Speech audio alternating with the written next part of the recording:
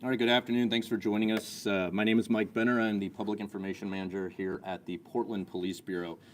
By now, you know that a grand jury has indicted Jesse Calhoun on murder and abuse of a corpse charges in connection to the deaths of Charity Perry, Bridget Webster, and Joanna Speaks. We have a number of speakers here this afternoon, including Multnomah County DA Mike Schmidt, as well as Portland Police Chief Bob Day and Sheriff Nicole Morrissey O'Donnell. Following their comments, we'll do some Q&A. I understand that you all probably have a lot of questions. I respect that, but I want to say that we still have a prosecution to come, and we will not jeopardize that. We want justice for these women and their families, some who are in the room today. With that, DA. Thank you, Mike. Today, my office announced a 6-count indictment charging Jesse Lee Calhoun for the murders of Charity Lynn Perry, Bridget Leanne Webster, and Joanna Speaks. I want to acknowledge the families of these women who I got a chance to talk with today, and the deep pain and the grief they're experiencing in this process. This community holds you in our hearts and is here to support you. We're all here to offer our condolences and to share our commitment to bringing justice in these tragic murders. These cases are being led by two of my most seasoned homicide prosecutors, Senior Deputy District Attorneys Melissa Marrero, who's here with us today, and Senior Deputy District Attorney Todd Jackson. They both bring a tremendous amount of empathy to their work, combined with a sharp legal acumen. I'm confident in their ability to successfully prosecute these cases.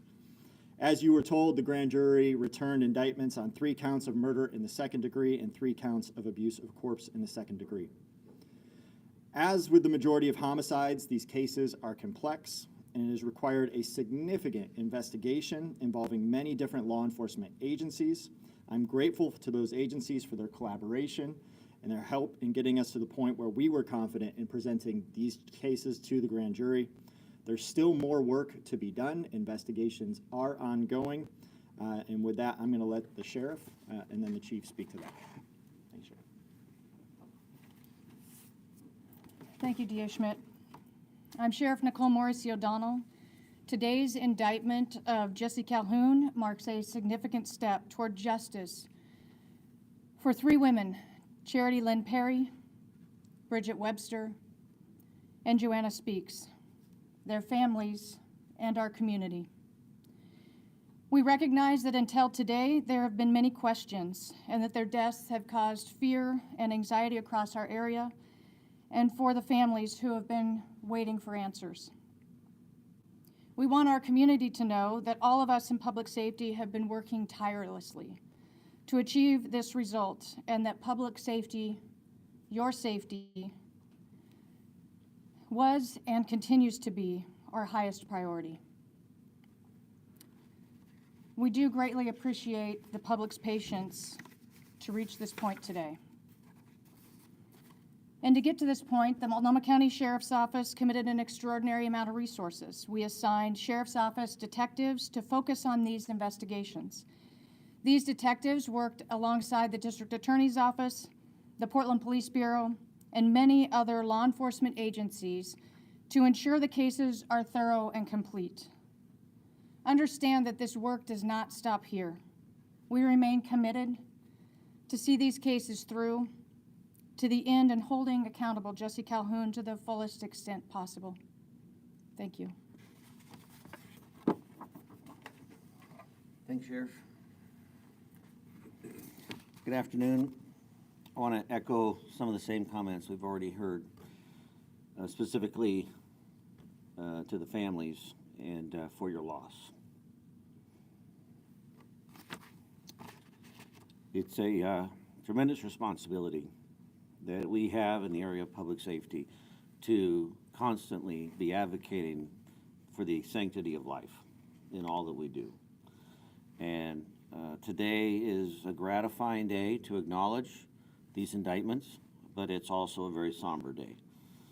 A day to remember the lives lost and the sacrifice that these families are experiencing in that loss. And although we cannot bring them back, we will do our very best to find justice and resolution in this process on your behalf. I do want to emphasize and recognize, as already mentioned, the extensive collaboration that went into this investigation. The Portland Police Bureau's partnership with agencies behind me, as well as several in the Tri-County area, is ongoing, but has been extensive.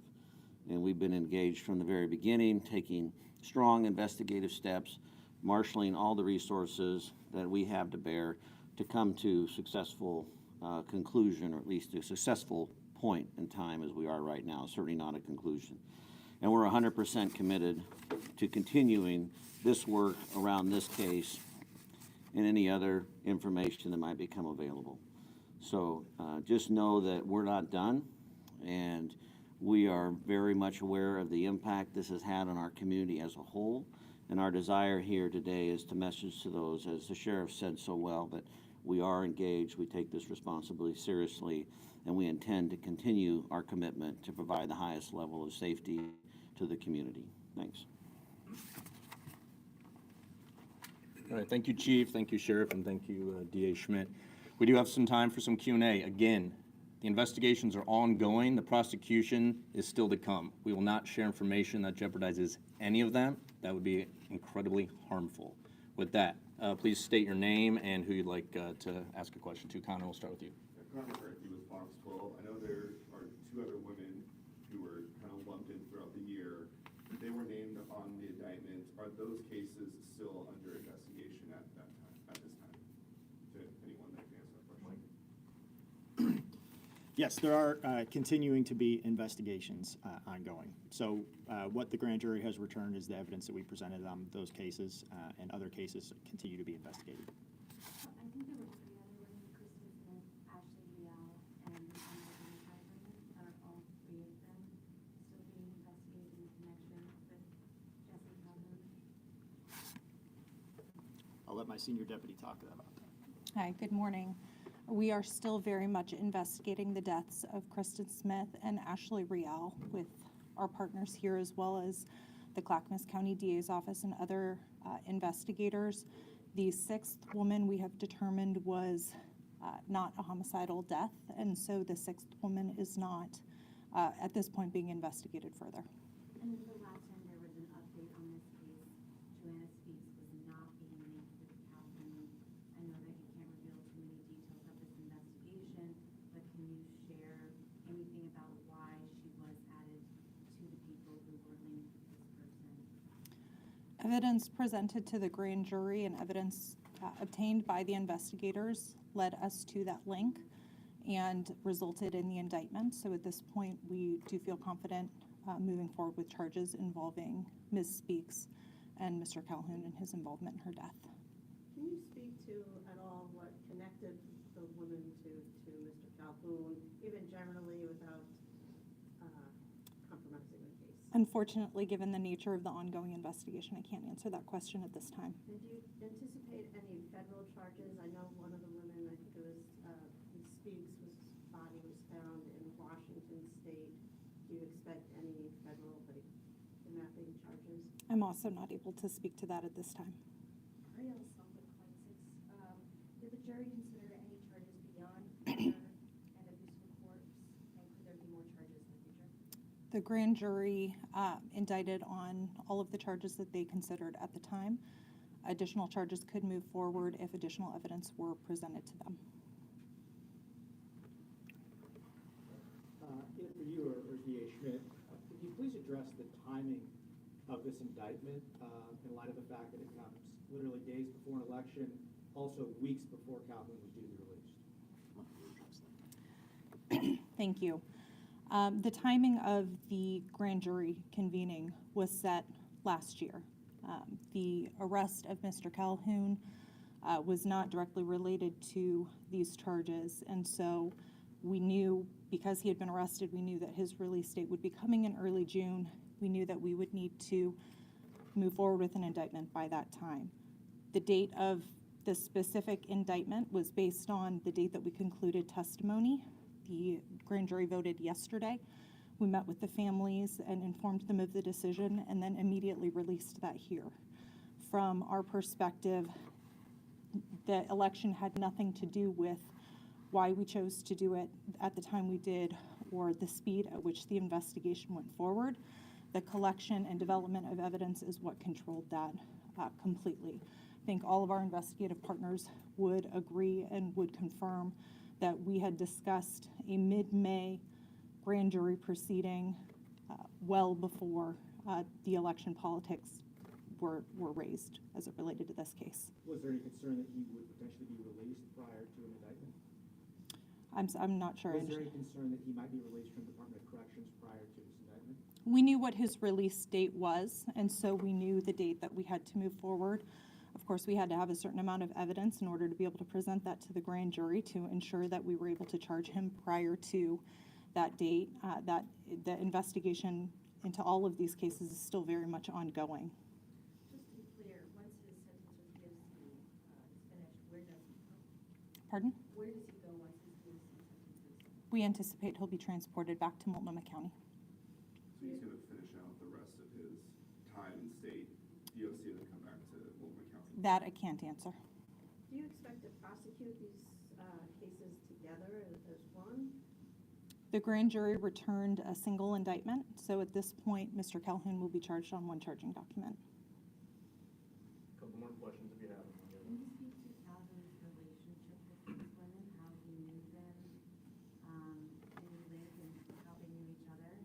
Due to the nature of the ongoing investigation, unfortunately, I can't provide that information at this time. In looking at the charge of murder in the second degree, can you provide any explanation as far as what factors may have come into play in determining murder in the second degree versus murder in the first degree? Those two don't have a general understanding of how the statutes are written. Sure, there are very specific requirements in order to get to an indictment of murder in the first degree, factual things that we have to be able to prove. The evidence that was presented to the grand jury at this point supports a murder in the second degree charge. Were we able to indict on murder in the first degree, we would have sought that. At this point, the investigations are ongoing. If something changes, that's a possibility, but we have to go with what the law says, and the grand jury has to vote on what the actual elements of the charge are. When is the arraignment set? We don't have a date yet.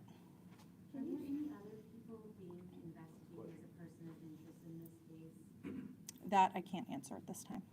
Can you say when you first got the inkling that he may have been responsible for one of the homicides or more? That I also can't answer at this time. That's Melissa Marrero, Senior Deputy DA. That's Melissa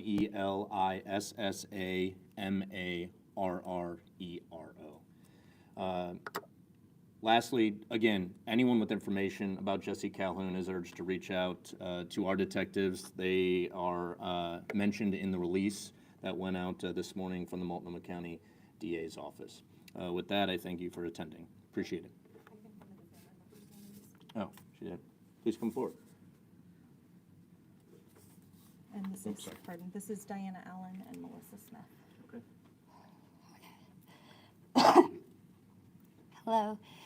There's a few things that I wanted to say, and one of the first ones was that it's been very, very frustrating for us families not to have answers, but I've also had to put back in my mind that these people they cared more about justice for Charity than they did for my feelings. I have to have a level of respect for that. I do. Second, a lot of the public has felt that nothing has been happening this whole time. And I want to tell you that these detectives have worked so hard, and they have made sure that they knew that we were working. Even though they wouldn't give me the answers, I knew they had answers because they wouldn't give them to me. And then third is just because not all of these girls no, I won't add that, but just because not all of these girls their charges have been brought up yet for the other families does not mean that we aren't still standing beside them. That we're still together the whole way, always. We've done a lot of investigating all year. Diana, Ariel, and I, my family, fighting, trying to help our wonderful detectives, or are they?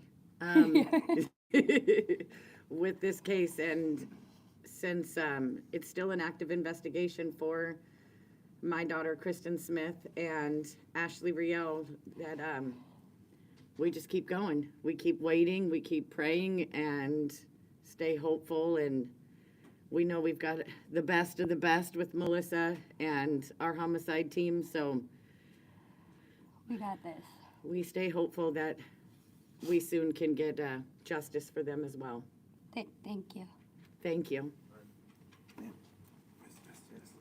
Thank you all for coming, appreciate it. Sorry, thank you.